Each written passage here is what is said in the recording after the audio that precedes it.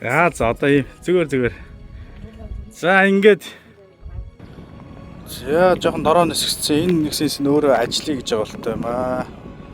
Байгалийн салхилын сенс болцсон байж байна. За манайны аялал ямар байна да? Хэд удаа ирчихэж байгаа вэ хоёлаач одоо? 3 удаа ирж байна.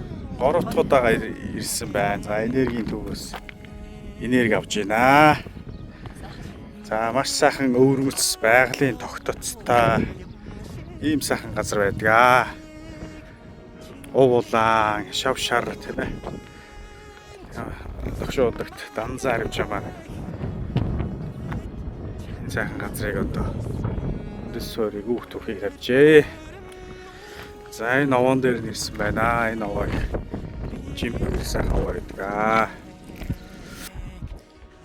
За тэгээд нэг иймэрхүү аялал маань үргэлжилж байна. Өнөөдөр бас хөрхэн халуун 36 градус байна тий. Бас сайхан халуун байна. Дулаахан байна. Сайхан халуун дулаахан энергитэй байна.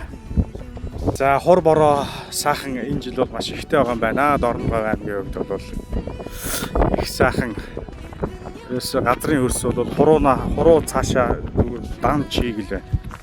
Өнгө ирсгэн л наранд яасан болохоос өдөө болоод их сайн чихтэй хотхорууд болгон уулсан энэ жилийн үед их бол Монгол орны зам их сайхан болж байна. За та бүхэндээ ингээд энэ сайхан энергитэй газраас энерги дамжуулж байна шүү. Одоо энерги аваарай.